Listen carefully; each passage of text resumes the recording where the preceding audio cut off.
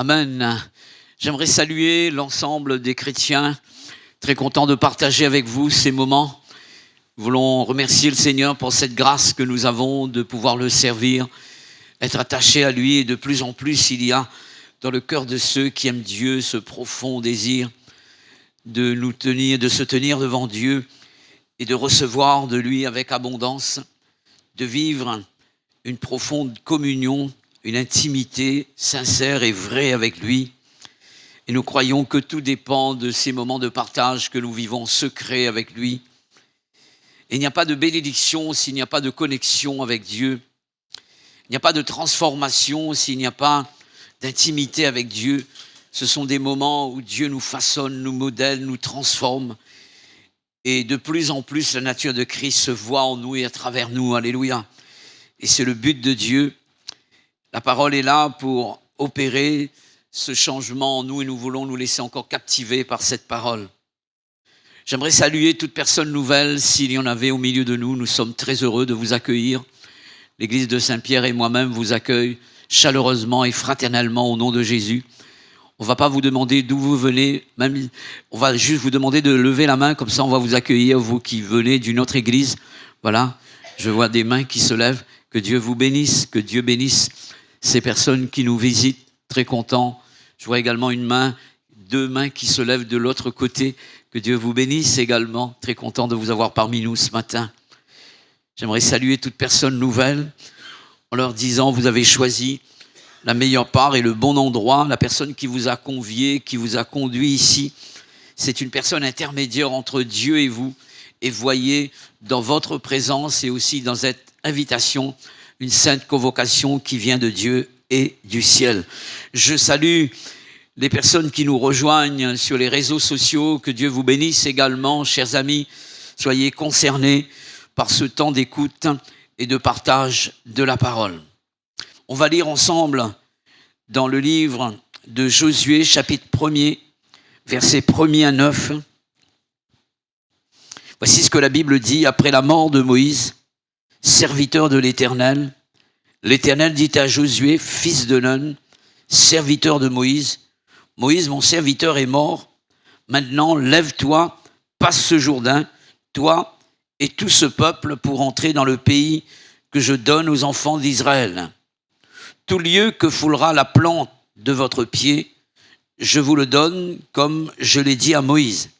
Vous aurez pour territoire depuis le désert et le Liban jusqu'au grand fleuve, le fleuve de l'Euphrate, dans le pays des Hétiens et jusqu'à la grande mer vers le soleil couchant. Nul ne tiendra devant toi tant que tu vivras.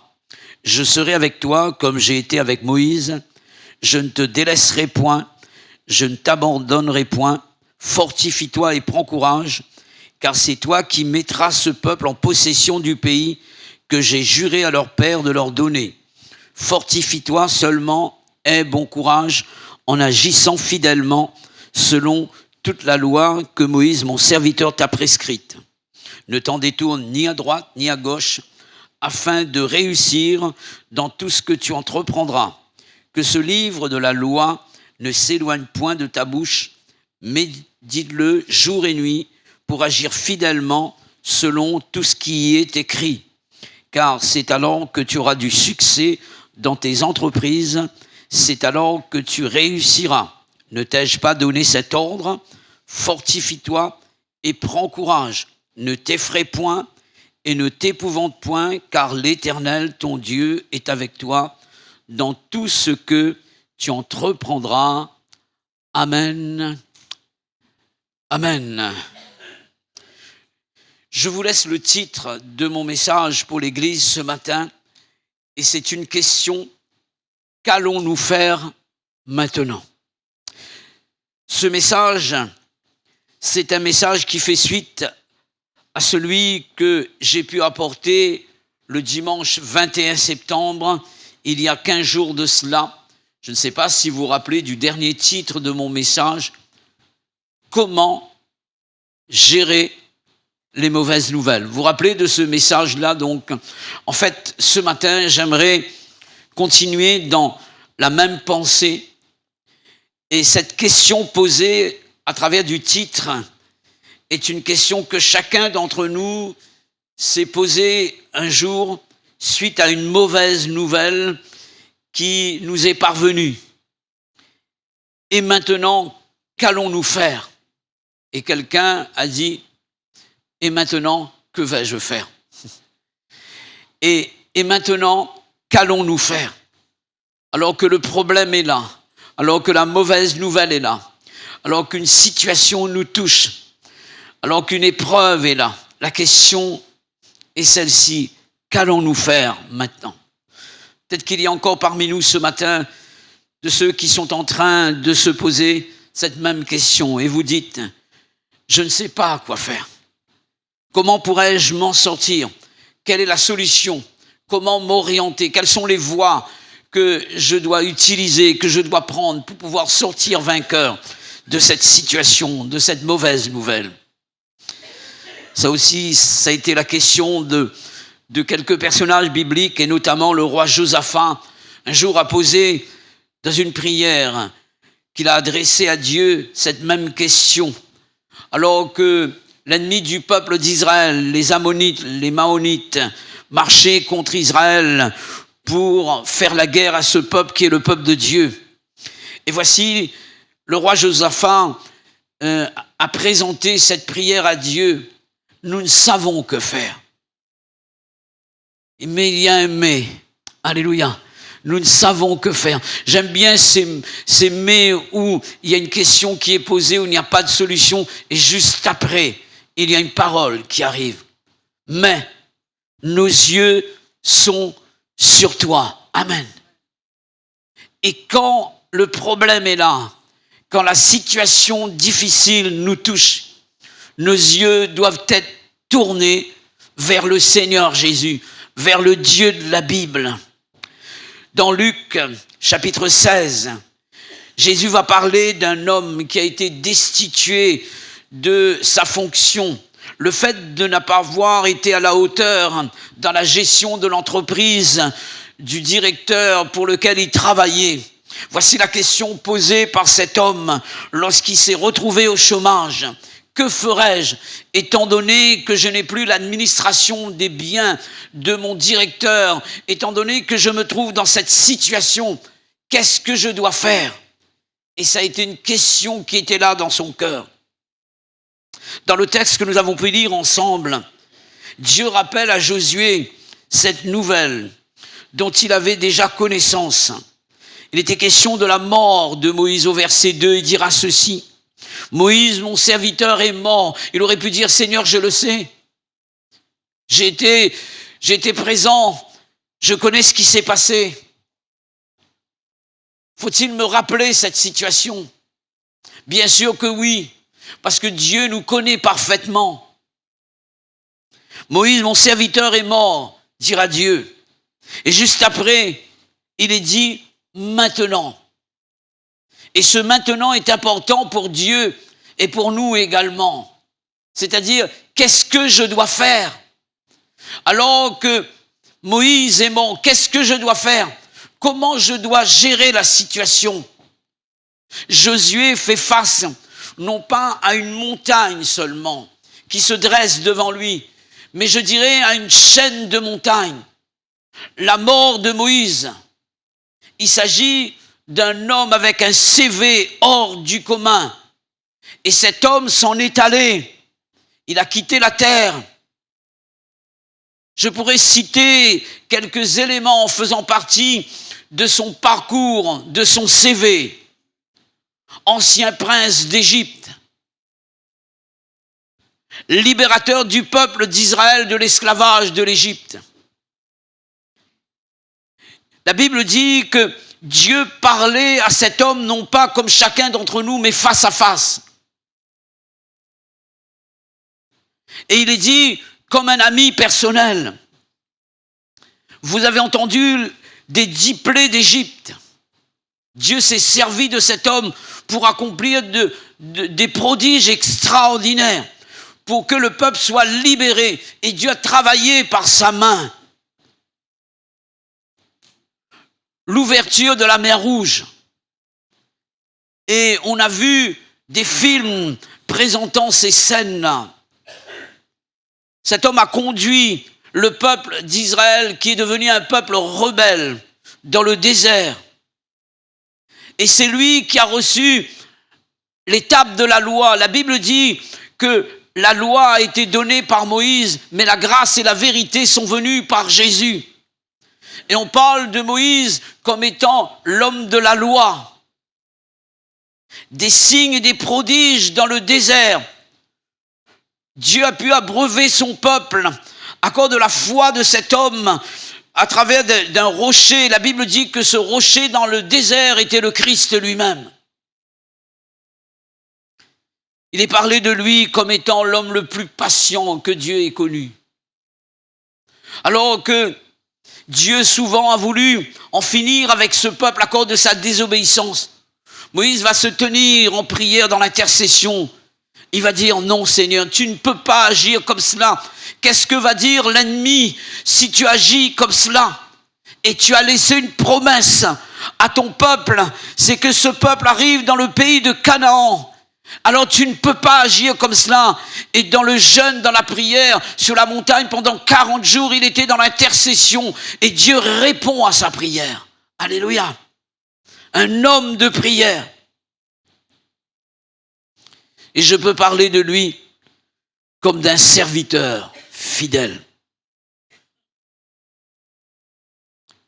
Dans le verset 1er, la Bible parle de Moïse comme étant le serviteur de l'Éternel. Et Dieu dira, mon serviteur Moïse est mort. Alléluia. On parle ici d'un homme remarquable, extraordinaire, à cause de Dieu à travers sa vie et de l'Esprit de Dieu qui l'animait. Josué fait face au décès de cet homme-là. Vous comprenez qu'il ne mène pas large. Que dire de Josué? Un jeune homme sans aucune expérience. Et la Bible dit que Josué, il n'est pas dit serviteur de l'Éternel, mais serviteur de Moïse. Il servait l'Éternel par l'intermédiaire d'un autre serviteur. Et il n'est pas question d'un attachement ou bien d'une communion directe entre lui et Dieu. C'est Moïse qui servait d'intermédiaire entre ce jeune serviteur et Dieu lui-même. Mais il y avait une chose que Josué savait, c'est que il devait succéder cet homme. Il devait succéder cet homme. Ce géant, il devait le remplacer et il devait continuer l'œuvre que Dieu avait commencée au travers de cette personne. Alors, face à cette situation, on peut se poser la question suivante. Qu'a décidé de faire Josué? Il a choisi de s'arrêter ou bien d'arrêter. Une chose est certaine concernant cet homme. Lorsque Dieu lui avait parlé, il était soit couché ou soit assis. En tout cas, sa position était celle de la personne qui avait décidé de ne plus avancer, de ne plus aller plus loin, de ne plus progresser. Et pour lui, c'était chose impossible. La mission que Dieu lui avait confiée était pour lui une impossibilité. Dieu va lui dire, lève-toi. Amen. Dieu va lui dire, lève-toi. Et lorsque Dieu laisse une parole, si nous la recevons par la foi, elle nous donne le pouvoir de faire ce que Dieu veut que nous fassions. Alléluia. Et tu dois comprendre cela ce matin. Ce n'est pas un homme qui a parlé à Josué, c'est le Dieu qui donne des ordres et son ordre, lorsqu'il est exécuté, il s'accomplit. Alléluia. Lève-toi. Dieu va lui dire. Peut-être que certains, à cause d'une situation, à cause d'un problème particulier, à cause d'une épreuve, à cause d'une mauvaise nouvelle, peut-être que vous avez choisi ce matin d'arrêter, d'abandonner, de jeter l'éponge. Si c'est le cas de quelqu'un, j'aimerais dire à cette personne, entendez la voix de Dieu te parler d'une manière personnelle. Lève-toi maintenant. Alléluia. Lève-toi, et ce matin, c'est un temps de décision pour Dieu, pour ceux qui peut-être sont en train de stagner, de tourner en rond et qui ne voient plus Dieu dans leur vie, dans leur service. Dieu adresse une parole particulière à chacun et lui dit, lève-toi, alléluia. Change de position, mets-toi debout, ne reste pas assis, ne reste pas allongé. Je te donne les forces nécessaires pour que tu sois debout. Entends la voix de Dieu te parler ce matin et il te dit, lève-toi. Maintenant, non pas demain, maintenant. Qu'est-ce qui a pu bien créer chez Josué une telle décision? Josué s'est senti touché par la faiblesse, le découragement, la peur, l'épouvante. Et j'ai cherché dans le dictionnaire la définition de ce mot épouvante. La peur, c'est une chose, la crainte, mais là, c'est l'épouvante. Et le dictionnaire donne cette définition, terreur profonde et soudaine, provoquée par quelque chose d'inattendu. Des fois, il y a des choses qui nous tombent dessus, n'est-ce pas? Et on n'avait pas prévu ces choses-là. On appelle ça justement des imprévus. On avait programmé les choses d'une manière. Et Dieu nous appelle à organiser comme lui. Dieu est un grand organisateur. L'homme a fait son entrée en scène après que toutes les choses soient créées. Dieu n'a pas placé l'oiseau avant l'arbre. Dieu n'a pas placé le poisson avant la mer, ou bien avant les rivières, vous comprenez pourquoi? Et Dieu a tout organisé. Et Dieu nous appelle à projeter, Dieu nous appelle à structurer, Dieu nous appelle à organiser. Mais parfois nous avons organisé et un imprévu nous tombe dessus et comme si que ça vient pour chambouler notre projet, nos pensées à nous. Et souvent c'est permis par Dieu pour que nous puissions nous remettre en question et laisser Dieu le feu vert, lui donner carte verte de façon qu'il puisse, carte blanche pardon, pour qu'il puisse, allez j'allais dire carte bleue, carte bleue également. En tout cas, je suis en train de vous parler des imprévus. Et là, il est question de cette situation. Et souvent, cette peur violente est accompagnée d'un mouvement de fuite ou d'abandon. Et c'était le cas de Josué. La faiblesse, le découragement, la peur et l'épouvante qui avaient atteint le cœur de Josué sont un constat fait par Dieu lui-même, puisque Dieu va booster Josué par ses paroles. Fortifie-toi et prends courage, ou bien aie bon courage. Et en 3 fois, Dieu va reprendre cette même pensée, comme si il veut faire écho dans le cœur de cet homme. Fortifie-toi, prends courage. Au verset 9, ne t'effraie point, ne t'épouvante point. Les mauvaises nouvelles peuvent créer chez ceux qui le reçoivent le découragement, la faiblesse, la crainte, la peur, l'épouvante. Mais dans ces moments-là, notre Dieu est toujours prêt à nous propulser de l'avant en nous laissant ces paroles. Fortifie-toi, prends courage, ne crains pas, ne t'épouvante pas. Alléluia. Et les paroles de Dieu, ce ne sont pas des paroles en l'air. Ce ne sont pas des paroles en l'air. Je poserai une autre question. Qu'est-ce qui fait que nous ne devrions pas nous laisser influencer par les choses qui nous environnent? Et souvent j'ai dit cela, c'est que comme Jésus, nous devons amener notre atmosphère avec nous. Alléluia. Et je dirais même mieux, l'atmosphère de Dieu. Alléluia. La foi crée une atmosphère. Vous êtes d'accord avec cela? Lorsque nous sommes avec Dieu et Dieu est avec nous, nous véhiculons sa présence. Et j'aimerais rappeler à chacun qui a reçu Jésus et qui est baptisé du Saint-Esprit qu'il est le temple de Dieu. Amen. Parfois, on est là, Seigneur, et on cherche Dieu, mais il n'est pas loin, mes frères et sœurs. Dieu est esprit, et l'esprit de Dieu est au milieu de nous. Alléluia. Et bien plus, l'esprit de Dieu est en nous. Et qu'est-ce que je dois faire pour que l'atmosphère de Dieu m'accompagne? Je dois entretenir cette relation avec Dieu. Parce que Dieu, il existe, il est bel et bien vivant. Et c'est à nous d'être en connexion avec lui. Nous avons un compteur électrique ici. Et ce compteur est branché à un central quelque part. D'accord?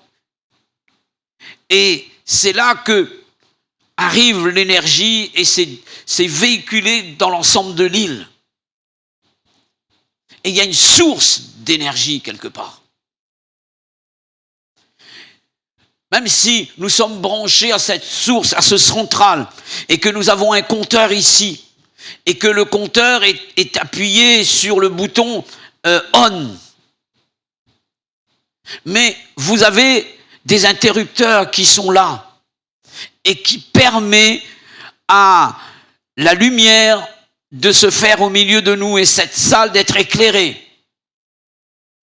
Et si nous n'appuyons pas l'interrupteur, cela ne donne rien. Je parle du côté récepteur. Même si la puissance de Dieu, elle est là, même si Dieu existe, mais si la personne que Dieu veut utiliser pour son œuvre et pour sa gloire n'est pas connectée avec cette puissance qui est la puissance de Dieu, alors Dieu n'est pas actif.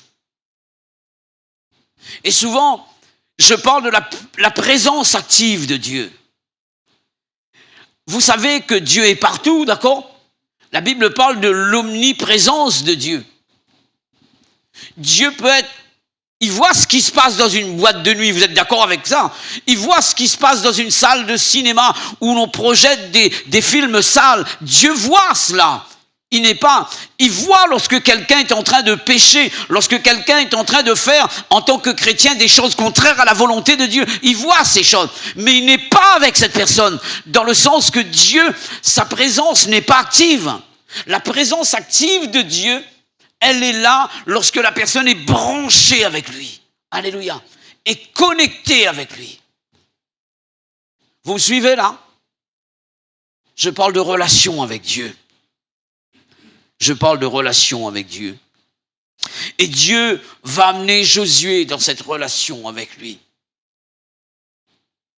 Nous ne devons pas, et je disais, nous laisser influencer par le monde extérieur, par les circonstances autour de nous. Il y a des personnes qui sont trop fragiles et qui se laissent gagner par des choses qu'elles entendent ou bien qu'elles voient. Et pour rien du tout, ces personnes baissent les bras. Un homme spirituel ne se laisse pas gagner par les circonstances autour de lui. Alléluia. En fait, la personne qui influence cet homme, c'est Dieu, c'est son esprit, c'est sa parole. Alléluia. Et faudrait-il vivre dans cette relation avec Dieu? Nous ne devons pas nous arrêter, nous laisser paralyser par les événements, par les circonstances qui veulent nous empêcher d'avancer, d'aller plus loin, nous décourageant, nous faire trembler, nous tétaniser, nous scléroser même, nous nous figer, nous empêchant. Et j'ai remarqué que lorsque la peur est là, lorsque l'épouvante est là, lorsque la crainte est là, lorsque la faiblesse est là, alors il n'y a plus de force pour aller de l'avant. On est figé, on est bloqué. Dieu veut faire un déblocage ce matin. Alléluia. Au niveau de notre cœur, de notre esprit, de notre pensée. Je réponds à cette question. Qu'est-ce qui fait que nous ne devrions pas nous laisser les mauvaises pensées, donc les mauvaises nouvelles, nous influencer, nous dicter ce que nous devons faire? J'ai relevé 3 raisons qui doivent nous propulser de l'avant. Et ces 3 raisons, Dieu va les mentionner ici et il va en parler. Premièrement, j'aimerais vous rappeler ceci, et Dieu va rappeler à Josué cela, que les promesses faites par lui se réalisent toujours et toujours. Amen. Est-ce que vous êtes d'accord avec cela? Oui ou non? On ne dirait pas. Est-ce que tout le monde est d'accord avec ça? Que les promesses faites par Dieu en notre faveur se réalisent toujours? Oui ou non? Alors j'aimerais entendre un vrai amen. Est-ce que vous êtes d'accord avec cela? Amen. Si vous êtes d'accord, cela veut dire que vous vous associez à Dieu. Alléluia. Les promesses de Dieu se réalisent toujours. C'est ce que Dieu dira à Josué. On va lire ensemble du verset 3 au verset 4. Voici ce que Dieu dira à Josué. Tout lieu que foulera la plante de votre pied, je vous le donne comme je l'ai dit. Amen. Comme je l'ai dit. Comme je l'ai promis à Moïse. D'accord? Vous aurez pour territoire depuis le désert. Dieu avait vu le Liban avant Kassoli. Alléluia. C'est écrit là. Ok? Il a vu le Liban. Jusqu'au grand fleuve, le fleuve de l'Euphrate, le pays des Hétiens, jusqu'à la grande mer vers le soleil couchant. Alléluia. Dieu dit ceci, qu'il a laissé ses promesses à Moïse, et à cause de cela, Josué, tu dois le lever. Parce que cette promesse-là se réalisera par ton ministère et par tes œuvres. Alléluia. Et tu dois le croire. Et deuxième partie du verset 6, nous lisons ceci. Car c'est toi, ce n'est pas quelqu'un d'autre. C'est toi, je t'ai choisi pour succéder Moïse. Donc c'est toi, c'est pas quelqu'un d'autre. Parfois on m'a posé la question suivante. Comment ça se fait que c'est toi? Je dis parce que c'est le Seigneur qui m'a choisi. Va voir avec le Seigneur. C'est pas de ma faute. C'est lui le responsable. Et si je suis là derrière ce micro, ce n'est pas moi, c'est lui. Si j'avais un problème avec ça, vous voyez le Seigneur. Et Dieu dit, c'est toi. Et quand Dieu nous a dit, c'est nous, alors c'est nous. Alléluia. Ce n'est pas quelqu'un d'autre. Ce n'est pas quelqu'un d'autre. Et il est dit, c'est toi qui mettras ce peuple en possession du pays que j'ai juré à leur père de leur donner. Alléluia. Donc il est question ici de Dieu qui a juré. Il est question de la promesse de Dieu. Il y a quelque chose qui se passe ici, là?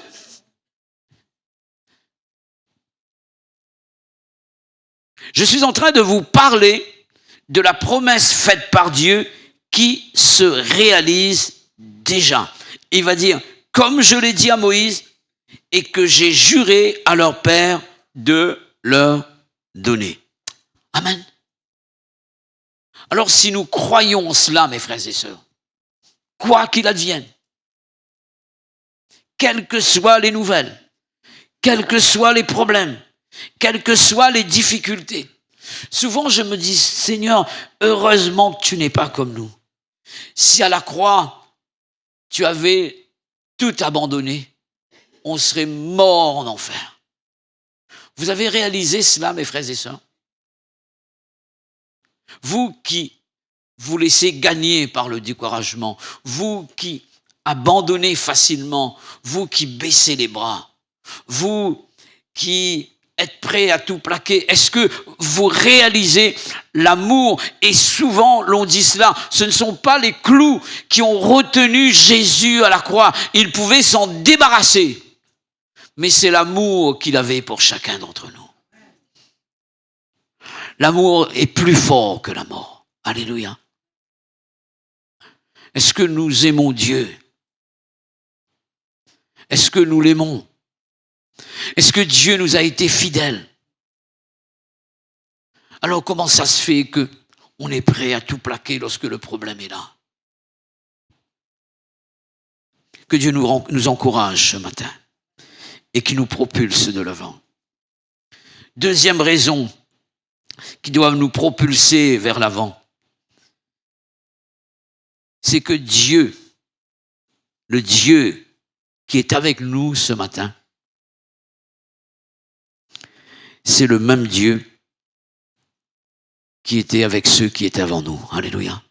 Et Dieu est en train de rappeler cela à Josué pour lui dire, le Dieu de Moïse, c'est ton Dieu à toi. Alléluia. Et parfois nous marquons la différence. Et je donne le verset correspondant, verset 5. Nul ne tiendra devant toi tant que tu vivras. Je serai avec toi comme j'ai été avec Moïse. Je ne te délaisserai point. Je ne t'abandonnerai point. Dieu est en train de dire, je ne fais pas la différence entre toi et Moïse. Tu es aussi mon serviteur. Alléluia. Et comme j'ai été avec Moïse, je serai avec toi. Et souvent, c'est nous qui faisons la différence. Et nous empêchons la puissance de Dieu de se manifester à travers nous. Parce que nous bloquons la main de Dieu. Et nous disons, Seigneur, tu peux agir par Moïse, mais par Jean-François, non. Par Jimmy, non. Parce que Moïse, c'est un homme extraordinaire. Enlève Dieu de Moïse, il est comme toi, Jimmy. Enlève Dieu de Moïse, il est comme toi, Jean-François. Il est comme toi, Clermont.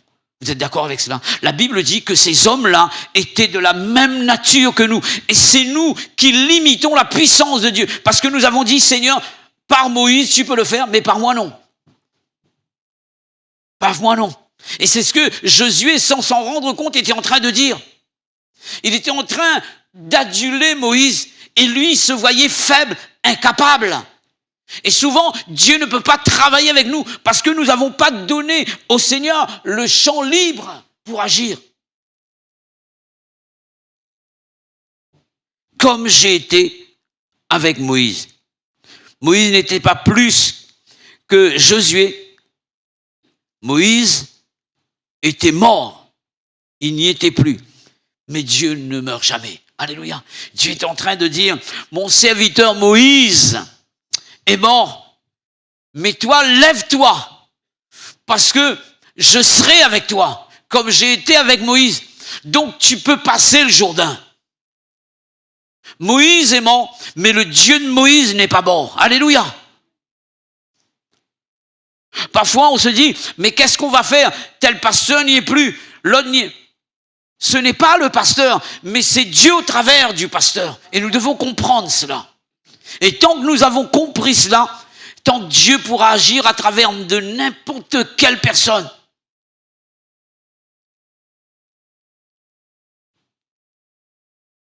J'aimerais rappeler ceci. Tous ceux qui étaient avant nous et avec lesquels Dieu a travaillé ont été des hommes de la même nature que nous. Arrêtons de croire que nous sommes des parents pauvres par rapport aux autres. Le Dieu de Moïse, le Dieu d'Abraham, le Dieu d'Isaac, le Dieu de Jacob, le Dieu de Josué, le Dieu de David, le Dieu d'Élie, le Dieu d'Élisée, le Dieu de Paul, le Dieu de Pierre, le Dieu de Jean est aussi ton Dieu, mon frère, ma sœur. Alléluia. Et tu dois le réaliser. Je termine.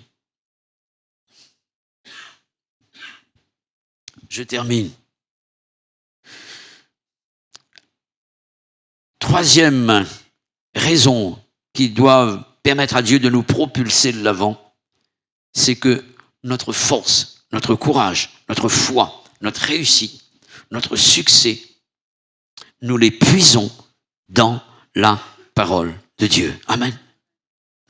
Je lis pour vous du verset 7 au verset 9. Fortifie-toi seulement et aie bon courage en agissant fidèlement selon toute la loi que Moïse, mon serviteur, t'a prescrite. Ne t'en détourne ni à droite ni à gauche afin de réussir dans tout ce que tu entreprendras. Que ce livre de la loi ne s'éloigne point de ta bouche. Médite-le jour et nuit pour agir fidèlement selon tout ce qui y est écrit. Car c'est alors que tu auras du succès dans tes entreprises. C'est alors que tu réussiras. Ne t'ai-je pas donné cet ordre? Fortifie-toi et prends courage. Ne t'effraie point, ne t'épouvante point. Car l'Éternel, ton Dieu, est avec toi dans tout ce que tu entreprendras. Qu'est-ce que Dieu est en train de dire à Josué ici? Toute la force, toute la source, toute la sagesse, toute la puissance dont tu as besoin, le courage, la réussite, le succès se trouve en moi et dans ma parole. Alléluia. Quand tu puises dans ce livre-là, qui est la parole de Dieu, alors tu puises en Dieu et en lui seul. Et la force de Dieu nous est communiquée et elle nous rend capables d'accomplir ce pourquoi Dieu nous a destinés. Amen. Josué s'est levé. Il a obéi à la parole de Dieu, qui lui demandait de passer le Jourdain. Et Dieu a fait le reste, le miracle. Amen. Et je lis pour vous dans Josué, chapitre 3, versets 14 à 17, le passage du Jourdain. Chapitre 3, versets 14 à 17. Le peuple sortit de ses tentes pour passer le Jourdain, et les sacrificateurs qui portaient l'arche de l'alliance marchèrent devant le peuple. Quand les sacrificateurs qui portaient l'arche furent arrivés au Jourdain, et que leurs pieds se furent mouillés au bord de l'eau, le Jourdain regorge par-dessus toutes ses rives tout le temps de la moisson. Les eaux qui descendent d'en haut s'arrêtèrent et s'élevèrent en un monceau et à une très grande distance près de la ville d'Adam, qui est à côté de Tsartan. Et celles qui descendent vers la mer de la plaine, la mer salée, furent complètement coupées.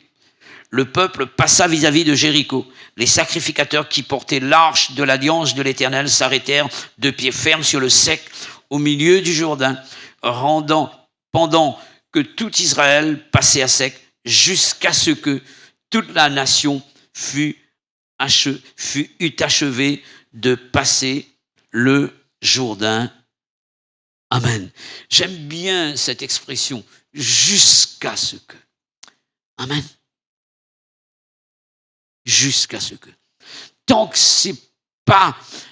Dieu n'a pas fini dans son plan, dans son projet, il va agir.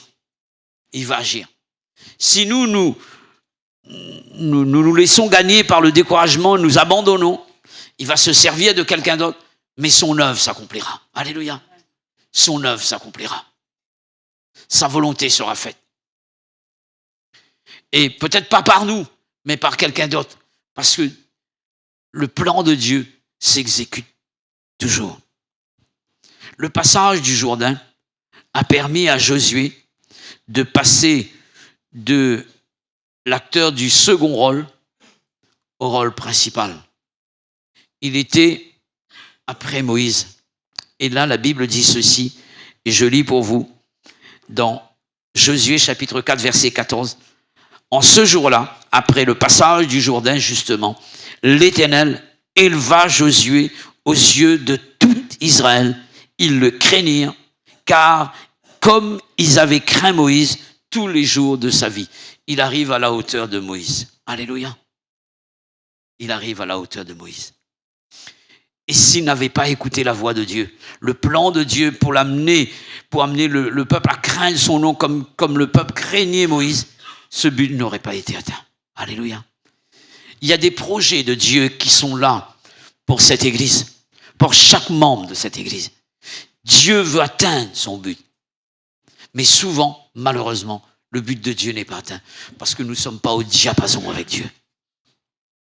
En tout cas, mes frères et sœurs, le vœu de mon cœur et ma prière pour vous, c'est que les épreuves ne vous arrêtent pas. Les difficultés ne puissent pas vous empêcher de faire la volonté de Dieu, d'accomplir ses œuvres. Marche dans les voies de Dieu. Relève la tête. Ne te laisse pas gagner par le découragement. Laisse-toi gagner par la parole. Et ce matin, sois vainqueur. Alléluia. Sois vainqueur. Seigneur, merci pour ta merveilleuse parole qui nous permettent de recevoir tes pensées, tes directives, tes conseils, tes instructions. Cette parole est une source de grâce et de bénédiction. Donne-nous à y croire fermement, à ne pas douter une seule seconde du pouvoir de Dieu par son esprit et par sa parole lorsque la foi est manifestée en son nom. Seigneur, ce matin, je crois dans la guérison divine, je crois dans le relèvement, je crois dans une nouvelle réhabilitation, je crois dans des promesses qui vont se réaliser, je crois dans l'ouverture des chemins qui sont fermés, je crois dans le brisement des vérins, des verrous d'airain. Je crois que les portes qui sont fermées vont s'ouvrir devant Dieu. Je le crois et j'aimerais m'attendre à Dieu par la foi. Seigneur, tu te glorifies et tu te glorifies pleinement dans le nom de Jésus. Je vais demander aux musiciens